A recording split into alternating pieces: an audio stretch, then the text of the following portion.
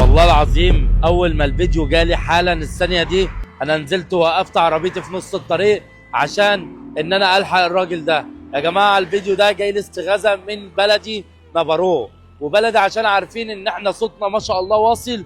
فبقول لك وحياة ربنا عندك وحياة النبي وحياة الايام المفترجه دي خلينا نعمل مشاركه للفيديو، يمكن حد يعرف حد من اهله شاب ما بيتكلمش ما بينطقش، والشاب من الصعيد، اهل الصعيد كلها تعمل مشاركه، محدش عارف هو مين ولا منين. اتفرجوا على الفيديو واتفرجوا على الشاب، واللي يعرفه يا ريت يعمل مشاركه عشان يوصل لاهله، اللي يعرفه هو موجود في نافارو. صلوا على النبي وتعالوا اتفرجوا على الفيديو ده. ازاي بقى مش في وسط ناس يا عم، وناس عامله لله وناس تمام. احط هو غادي يجي معايا، ما هو قدامي اهو. مالك ايوه ما هوش غادي يابا. ما قال له ما بيتكلمش بيتكلمش. تتكلمش خالص ولا؟ طب معاك يا بطاقه عم ولا؟ ازاي بقى الناس قال لك قريبه يجي ماشي. ايه بطاقتك لا فين يابا.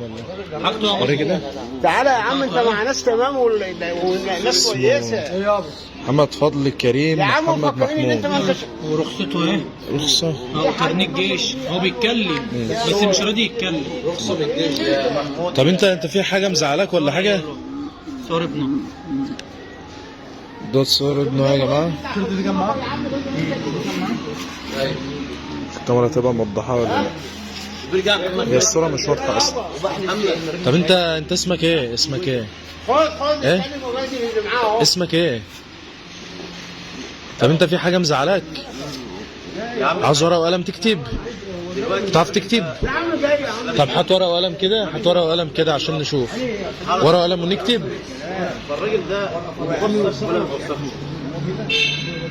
طب انت عاوز ايه نعمله لك ولا محتاج ايه نعمله؟ قول لي انا هساعدك قول لي بس انت محتاج ايه؟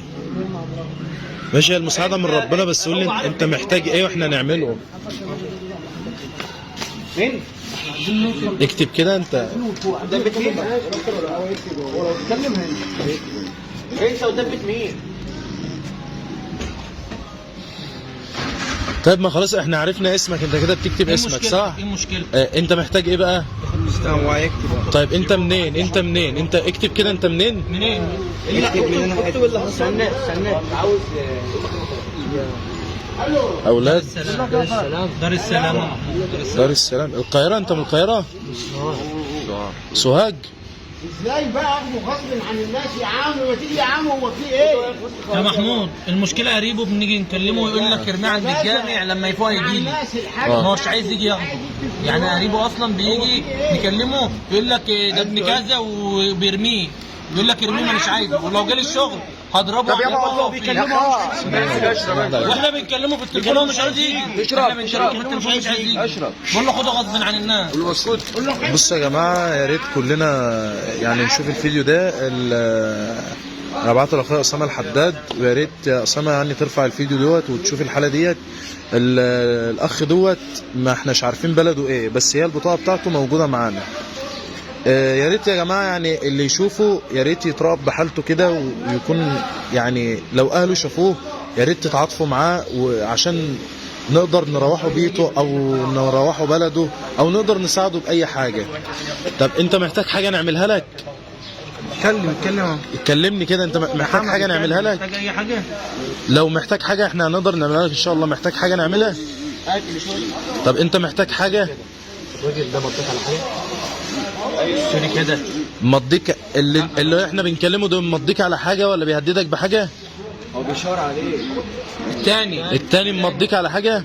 ابن عمه ابو شال، ابن عمه اديله ورقه وقلم بقى خليه يكتب. طيب بيكتب خطه حلوه. بتكتب الورقه اهي كده، اكتب كده، اكتب اللي مزعلك هو كله. بيقول يا جماعه اللي في حد مضيه على حاجه، ويعني دي يعتبر حاله زي حاله نفسيه كده تقريبا يعني.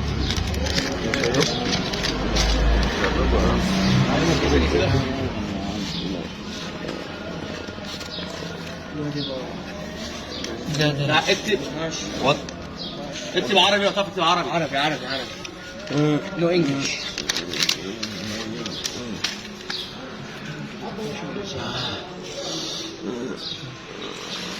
اكتب انت حاسس بايه ولا انت عاوز ايه نعمله لك. اكتب ماشي.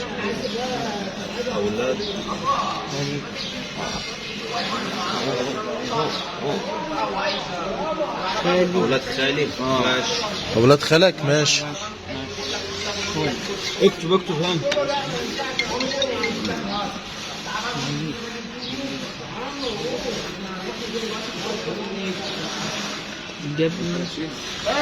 ماشي. هنا يا جماعه كده احنا مش عارفين هو بيكتب ايه، بس احنا معاه للاخر جايز نطلع بمعلومه ولا حاجه.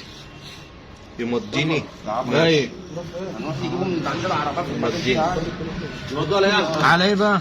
على ايه؟ عليه دي عليه ولا عليه يا جدعان؟ خالي محمد خلاص وديه على ايه؟ بصوا يا جماعه هو تقريبا اللي فيه حد عاوز يمضيه على حاجه او خاله عاوز يجي هو عايز خاله يجي ياخده. طب تعرف حافظ رقم تليفونه؟ هو عايزه يجي. ما اجيبه يا عم، هو عنده خدني اخوات. طيب حد كده بس ارفع وشك كده عشان بس الناس تشوفك بس. ايوه ارفع وشك كده.